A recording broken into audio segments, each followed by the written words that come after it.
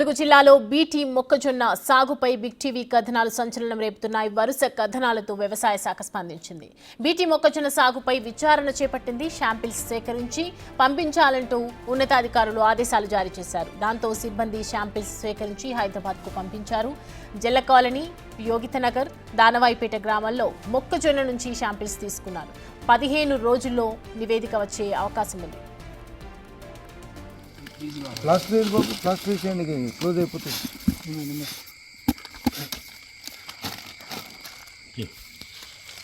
Okay, ఇంకొకరు sign చేస్తారా ఎవరైనా? కంపెనీ పర్సన్ మీరు కూడా పెట్టండి.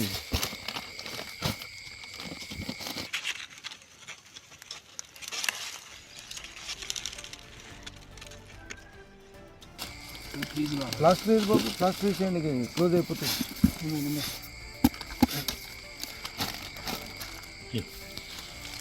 ఓకే, ఇంకొకరు సైన్ చేస్తారా ఎవరైనా? కంపెనీ పర్సన్ మీరు కూడా పెట్టండి.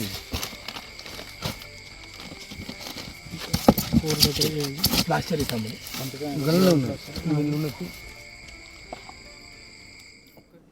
ఈ అంశానికి సంబంధించి పూర్తి డీటెయిల్స్ మా ప్రతినిధి వేణు అందిస్తారు లైవ్ లో.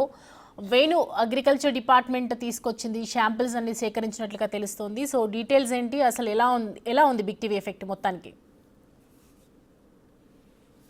సౌమ్య, గత వారం రోజుల నుంచి కూడా బిగ్ టీవీ కథనాలు ప్రధానంగా ఏజెన్సీ ఏరియా లోపల గుట్టుచప్పుడు కాకుండా బీటీ కానీ జెనెటికల్లీ మాడిఫైడ్ సంబంధించినటువంటి మైజ్ క్రాప్స్ ను అక్కడ గ్రో చేపిస్తున్నారు. అక్కడ స్థానికులకు కూడా తెలియకుండా పెంచుతుండటంతో వాటిని తిన్నటువంటి వ్యక్తులు అనారోగ్యం పాల్గొవడం, పెరాలసిస్ వంటి రోగాల బారిన పడుతున్న ఘటనపై వరుస కథనాలు ఇచ్చాం. సో దీంతో స్థానికంగా ఉన్న వ్యవసాయ శాఖ అధికారులు క్రాప్ ఈల్డింగ్ సంబంధించి మొదటి 3 రోజుల క్రితము ఏదైతే బెరడ్లు ఉన్నాయో కంకులకు సంబంధించి వాటిని శాంపిల్స్ తీసుకెళ్లి ఈల్డింగ్ ఎలా వచ్చింది, ఇది ఒకవేళ జెర్మినేషన్ ప్రాబ్లమా లేకుంటే సీడ్ టైప్ ప్రాబ్లమా అనేది చూసారు. కానీ ఇందులో ఓన్లీ అసలు మనకు వచ్చినటువంటి ఈల్డింగ్ కాదు, అటు వచ్చేటువంటి పంటను కాకుండా పూర్తిగా అందులో కూడా జెనెటిక్ సీక్వెన్స్లోనే మార్పులు చేశారు. అది బీటీకి సంబంధించిన విత్తనాన్ని చెప్పడంతో పూర్తిగా కమిషనరేట్ ఆఫ్ అగ్రికల్చర్ డిపార్ట్మెంట్ స్పందించి నిన్ననే జిల్లా అధికారులకు ఆదేశాలు ఇవ్వడం జరిగింది. అందులో ప్రధానంగా డిఎన్ఏ సీక్వెన్సింగ్ జరపాలి. నిజానికి ఆ విత్తనాలు దానిలో ఏమైనా జెనెటికల్ మాడిఫైడ్ జరిగిందా, బీటీకి విత్తనాలే అక్కడ ఇచ్చి సాగు చేస్తున్నారు, దానిపై కూడా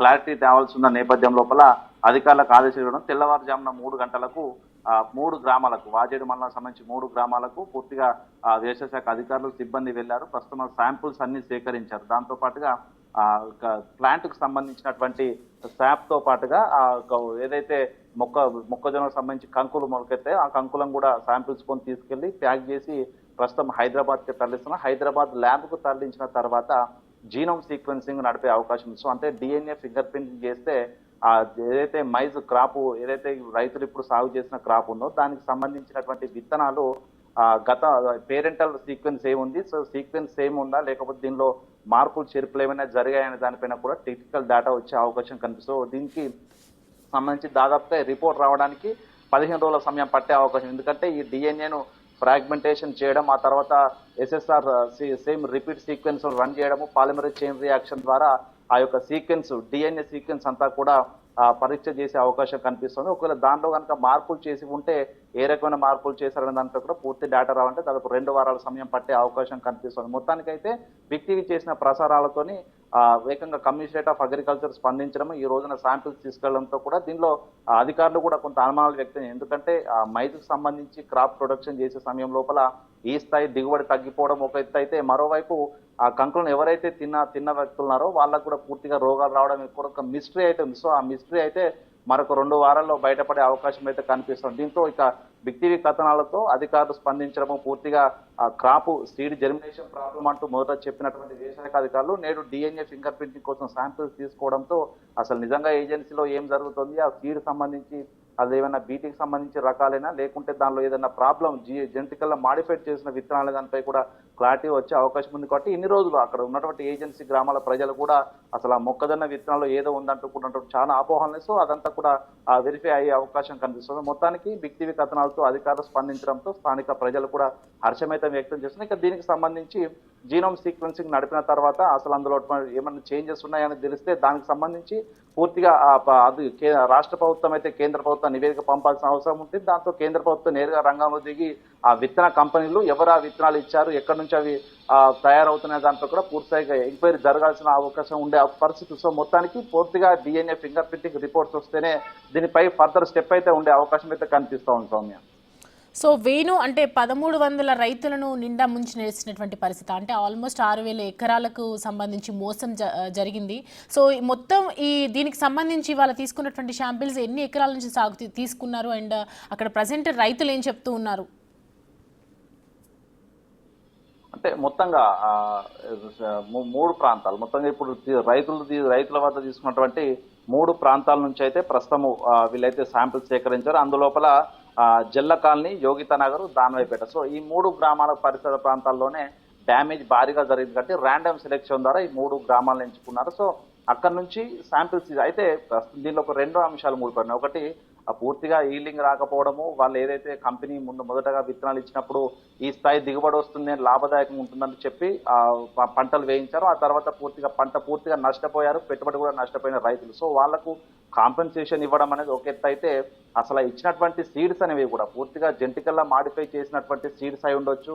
దాని ద్వారా అనారోగ్య బారిన పాలవుతున్నారు, చెప్పుకోలేని వ్యాధులతో అక్కడ మరణాలు కూడా సంభవిస్తున్నాయి. సో అంటే ఇందులో ఒక మిస్టరీగా ఉంది. సో అంటే అది కూడా టెక్నికల్ గా అసలు సీడ్స్కి సంబంధించి అవి నిజంగా ప్రాణాలకు హాని తీస్తున్నాయా, లేకపోతే ఆ ప్రాంతం లోపల పెరగడంతోనే ఏదన్నా జెంటికల్ గా దాని లోపల మాడిఫికేషన్ జరుగుతుందా అనేది కూడా చూడాల్సింది. అంటే 2 అంశాలు, ఒకటి కాంపెన్సేషన్ ఇవ్వడం, మరోవైపు అక్కడ స్థానిక ఏజెన్సీ ప్రాంత రైతులకు తెలియకుండానే జెంటికల్ మాడిఫైడ్ సీడ్స్ ని తీసుకొచ్చి సాగు చేయించడం అనే దానిపైన 2 విధాలుగా కూడా పూర్తిస్థాయి రిపోర్ట్ రావచ్చు. ఇక కాంపెన్సేషన్ కు సంబంధించి గత కొద్ది రోజుల నుంచి కూడా వ్యవసాయ శాఖ అధికారులు ఆ కంపెనీలతో మాట్లాడి కాంపెన్సేషన్ ఇప్పిస్తామని చెప్తున్నప్పుడు కూడా స్థానికంగా ఉన్నటువంటి కొంతమంది చదువుకున్నటువంటి రైతులు కొన్ని అనుమానాలు వ్యక్తం చేస్తున్నారు. కాంపెన్సేషనే కాదు, ఇవి తిన్న తర్వాత కొంతమంది అనారోగ్యపరమైన చనిపోయారు, పెరాలసిస్ లాంటివి అటాక్ అవుతున్నాయి, ఏ కారణం లేకుండానే తీవ్ర వ్యాధుల బారిన పడడం. సో అంటే దీనిలో ఏదో జరుగుతుంది, ఏదో రహస్యం తమ వద్ద దాస్తున్నారనేటువంటి వర్షన్ కూడా స్థానిక రైతులు చెప్తారు. సో ఆ కథనాన్ని మనం కూడా ప్రసారం చేయడం జరిగింది. సో అంటే కాంపెన్సేషన్ అనే ఈ అంశాన్ని పక్కన పెడితే ప్రధానంగా సీడ్స్కి సంబంధించి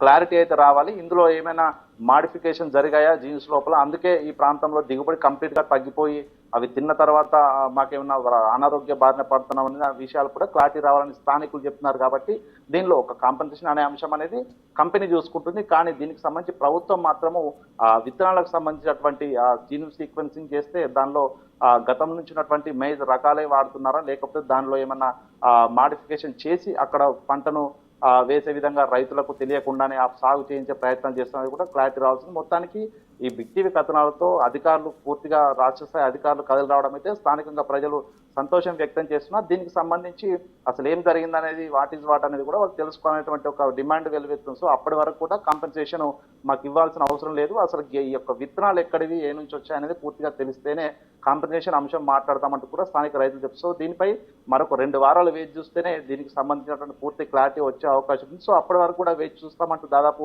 1300 పైగా రైతులు ఉన్నారు. సో వాళ్ళంతా కూడా ఎదురు చూస్తున్న పరిస్థితి. దీనిపై స్టేట్ గవర్నమెంట్ నుంచి ఒక ప్రకటన వస్తేనే తప్ప ఆ కాంపెన్సేషన్ అంశంపై కూడా స్థానికులు కాంప్రమైజ్ అయ్యే పరిస్థితి కనిపించట్లేదు సౌమ్య. సో వేణు అంటే ఎవరైతే ఈ కంపెనీస్ ఉన్నాయో ఇక్కడికి ములుగు జిల్లాకు వచ్చి ఈ రైతుల దగ్గరికి ఇంటరాక్ట్ అవ్వడం చూసాం కదా మనం. సో ఆ కంపెనీ ఏజెంట్ ఇప్పుడు ప్రజెంట్ అందుబాటులోకి వచ్చారా, ఎవరైనా అయ్యే ప్రయత్నం చేస్తున్నారా ఫస్ట్ మన వ్యవసాయ శాఖ అధికారులు?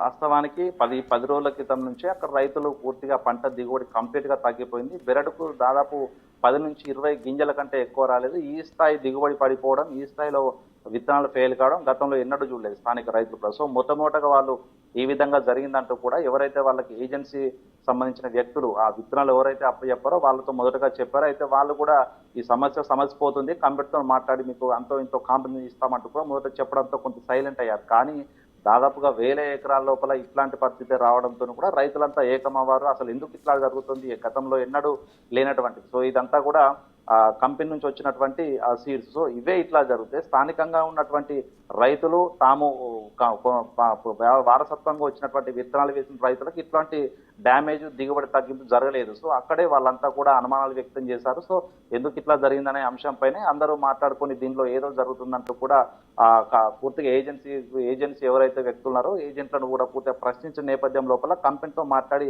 గుట్టు చప్పుడు కాకుండా కాంపెన్సేషన్ ఇద్దామంటూ కూడా మొదటగా మాట్లాడుకోవడం జరిగింది. కానీ ఈ అంశం లోపల పూర్తిగా పంట దిగుబడే కాదు, ఈ యొక్క విత్తనాలకు సంబంధించి ఆ యొక్క మొక్కజొన్నలు ఎవరైతే కంకులు ఆ గింజలు ఎవరైతే తింటున్నారో వాళ్ళకి సంబంధించి కొన్ని రోగాలు రావడము, పూర్తిగా పెరాలసిస్ కూడా అటాక్ కావడము, మంచిగా పని చేసిన వాళ్ళు ఏంటంటే ఆ పంట చేతికి వచ్చినప్పుడు ఆ పొలాల్లో చిలకల్లో పనిచేసిన వ్యక్తులు కూడా పూర్తి ఆరోగ్య బారిన పాలవుతున్నారు. సో ఇదంతా కూడా కొంత అనుమానాలకు తావిచ్చిన నేపథ్యం లోపల ఈ యాంగిల్లోనే మనం కూడా వార్తా కథనాలు ప్రసారం చేస్తాం. అప్పుడే పూర్తిగా స్థానిక ఉన్నటువంటి రైతులు కూడా ఇది కంపెన్సేషన్ కోసం కాదు, ఈ విత్తనాల్లో ఏదో ఉందనేటువంటి ఒక అనుమానం వ్యక్తం చేశారు. అంటే అప్పుడే ఏజెంట్ ఎవరైతే అప్పటి వరకు కంపెనీ ఇస్తామని చెప్పారో వాళ్ళంతా కూడా సైలెంట్ అయిన పరిస్థితి. సో వెంటనే అగ్రికల్చర్ అధికార రంగంలో దిగడము, కంపెనీతో మాట్లాడి కాంపెన్సేషన్ ఇస్తామని చెప్పడంతో కూడా స్థానికంగా కొంతమంది రైతులు దీనికి సుముఖంగా లేరు. ఎందుకంటే ఓన్లీ కాంపెన్సేషన్ కోసమే కాదు, అసలు తమకు కుటుంబ సభ్యులు కూడా అనారోగ్యం బారిన పాలయ్యారు కాబట్టి ఈ కాంపెన్సేషన్ పంటకు సంబంధించి దిగుబడి రాలేదు కాబట్టి కాంపెన్సేషన్ ఇస్తారు. కానీ తాము అనారోగ్య బారిన పాలయం కొంతమంది చనిపోయిన పరిస్థితి. సో వాళ్ళందరికీ ఏమి ఇస్తారనేటువంటి ఒక ప్రశ్న అయితే స్థానికుల నుంచి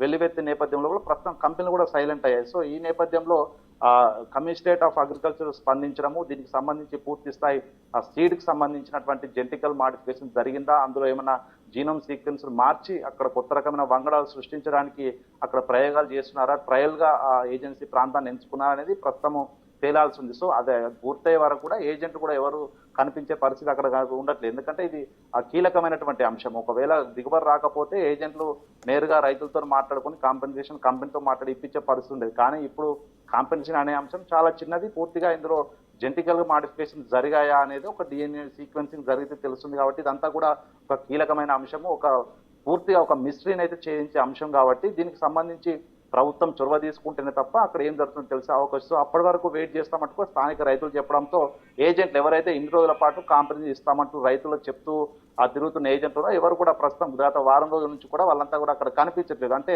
దీనిలో ఏదో జరుగుతుంది అనేటువంటి అనుమానం ఏజెంట్లకు కూడా వచ్చింది. కంపెనీలు ఏదో చేశాయి మమ్మల్ని ముందు పెట్టినటువంటి అనుమానాలు కూడా ఏజెంట్లు ఇప్పుడు ఉన్న నేపథ్యంలో ఏజెంట్లు కూడా అక్కడి నుంచి పరారై ఉన్న పరిస్థితి. సో మొత్తానికి మరో 2 వారాలు ఈ వెయిట్ చేస్తే మాత్రం దీనికి సంబంధించి పూర్తి వివరాలు బయటకు వచ్చే అవకాశం ఉంది. సో అప్పుడు ప్రభుత్వం ఏం చేయబోతుంది, ఆ కంపెనీపై చర్యలు తీసుకుంటుందా, ఏజెంట్లు ఆ విత్తనాలు ఇచ్చి సాగు చేసిన ఏజెంట్ల పరిస్థితి కూడా అప్పుడు ప్రభుత్వము కీలక చర్యలు తీసుకోవాల్సిన అవసరం ఉంది. కాబట్టి మనం 2 వారాలు కూడా వేచి చూడాల్సిన పరిస్థితే ఉంది. Soumya, right, thanks for the updates Venu.